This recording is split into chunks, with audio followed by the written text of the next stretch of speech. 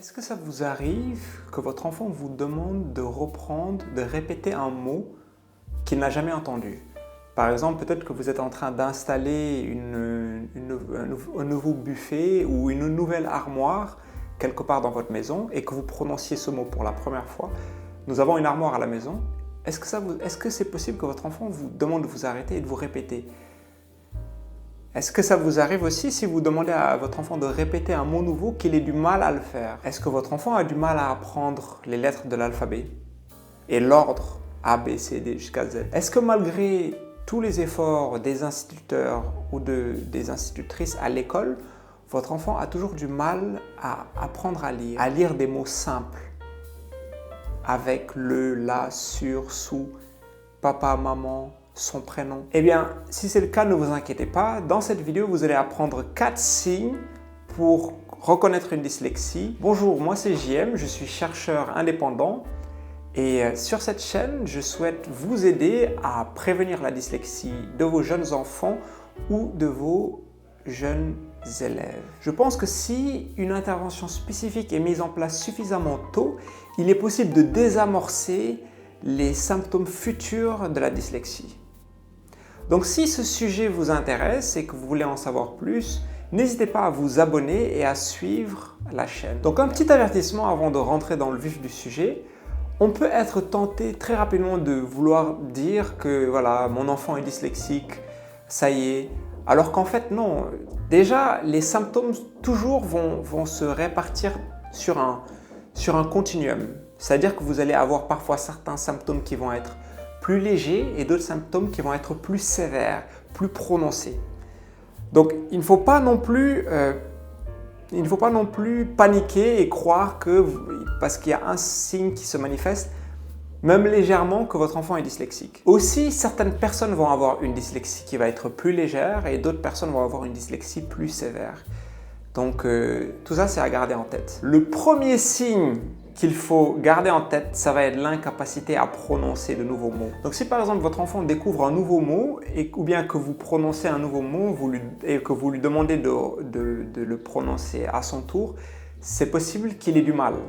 Parce qu'il a du mal à écouter le son, à le garder en mémoire et ensuite de le retranscrire avec sa parole. Mais ça va être aussi la lecture de mots nouveaux qui va lui poser des problèmes. Donc si votre enfant sait lire et que vous lui demandez de lire, de décoder des mots qu'il n'a jamais vus, bon par exemple je vais vous donner 3 mots dont je suis sûr que vous ne les avez jamais vus. Par exemple un astronauticien, donc c'est un spécialiste d'astronautique. Voilà, donc si vous lui demandez de lire astronauticien, c'est possible qu'il n'y arrive pas. Ou bien si vous lui demandez de lire ou de prononcer un xylophage.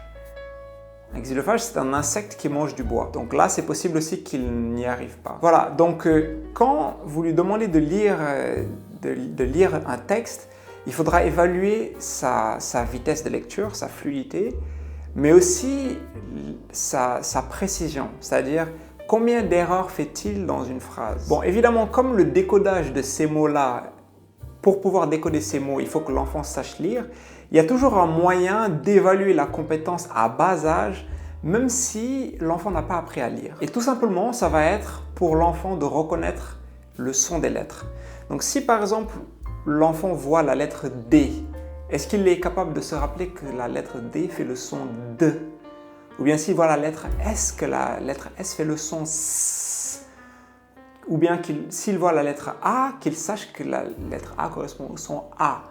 Bon, dans le cas des voyelles, c'est beaucoup plus explicite. Donc je vous dis ça parce que plusieurs recherches montrent que le décodage des lettres en son est un indicateur futur du décodage des pseudomots ou des non-mots comme astronauticien, xylophage. Donc le deuxième symptôme, ça sera la difficulté à accéder à sa mémoire auditive, donc à son lexique. Par exemple, si vous demandez à l'enfant de lire papa, maman, avec, sans, sur, le, la, mon, ton, son, voilà, des mots courants, c'est possible qu'il ait du mal. C'est possible aussi qu'il ait du mal à lire son propre nom, écrit en caractère d'imprimerie. Et le problème avec ça, c'est que s'il n'arrive pas à lire ces mots simples, eh bien, la lecture de la phrase va être hachée parce qu'il va s'arrêter.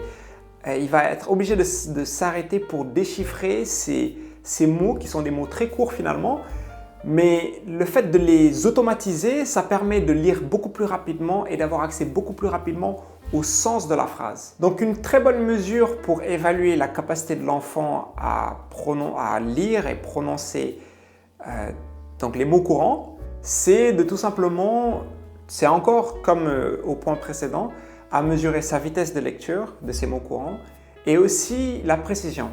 Sur une phrase de 10 mots ou sur une séquence de 10 mots courants, combien d'erreurs va-t-il faire en lisant?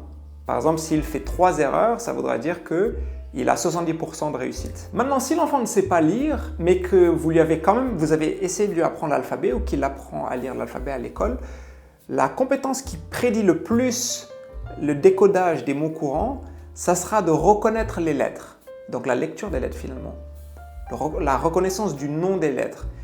Si vous lui montrez la lettre D, est-ce qu'il va se rappeler que, donc l'écriture de la lettre D, est-ce qu'il va se rappeler que c'est le D? Ou que vous lui montrez l'écriture de la lettre M, qu'il vous dise c'est la lettre M. Voilà, est-ce qu'il arrive à reconnaître les lettres? Est-ce que c'est automatique? Parce que c'est surtout ça, on veut que ça soit automatique. Plus c'est automatique, plus ça sera facile pour lui de décoder et ensuite de retenir les mots courants et d'aller beaucoup plus vite dans la lecture et enfin accéder au sens des phrases, des paragraphes et aller beaucoup plus vite. Le troisième symptôme, ça sera une compréhension orale qui dépasse de loin la compréhension écrite. Donc par exemple, le test le plus facile pour ça, vous allez demander à un enfant de lire un texte, un paragraphe par exemple, et vous lui posez des questions sur le paragraphe pour voir est-ce qu'il a compris. Est-ce qu'il va réussir? Est-ce qu'il a compris le sens? Maintenant, vous pouvez faire le même test en lui lisant à haute voix le paragraphe. Si lorsque vous lisez à haute voix le paragraphe et que vous lui posez des questions, en fait c'est beaucoup plus simple pour lui, là on peut supposer que c'est un signe d'une compréhension orale qui dépasse la compréhension écrite. Donc si c'est le cas, votre enfant va beaucoup bénéficier de logiciels qui lisent à haute voix le texte. Et vous gagnerez beaucoup aussi à lui faire écouter des livres audio.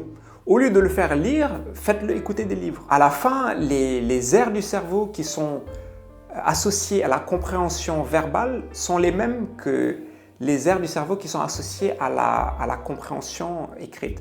Donc n'hésitez pas à lui faire écouter beaucoup de livres, d'histoires, de contes, voilà, pour stimuler sa créativité, son vocabulaire surtout. Le quatrième symptôme, c'est lorsque vous avez un entraînement spécifique et que cet entraînement spécifique se révèle inefficace. Donc le but de ce symptôme, en fait, c'est de s'assurer que l'enfant n'a pas juste un retard scolaire. Peut-être qu'à la maison, il n'y a pas de livres, ou il n'y a pas de bibliothèque. Peut-être que c'est votre cas, il n'y a pas ou très peu de livres, et que l'enfant ne voit pas les gens lire chez lui à la maison.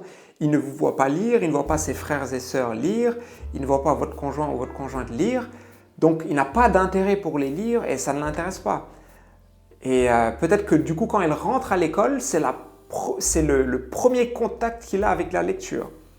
Donc, dans ce genre de cas-là, ce n'est pas un enfant dyslexique, c'est juste un enfant qui n'a pas eu beaucoup d'opportunités de lecture à la maison. Il faut aussi s'assurer que l'enfant n'a pas eu d'absence prolongée à l'école.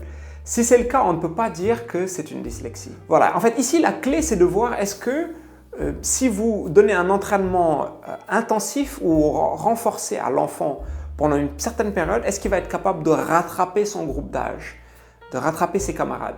S'il arrive à les rattraper, alors ne vous faites pas de soucis, c'était juste un retard et tout ira bien. Par contre, si l'enfant progresse très lentement ou pas du tout, alors là, ça sera peut-être le signe ou le symptôme d'une dyslexie. Voilà, donc si vous avez des doutes, rappelez-vous toujours que c'est une combinaison de signes qu'il faut prendre en compte. Ne prenez pas les signes de manière isolée.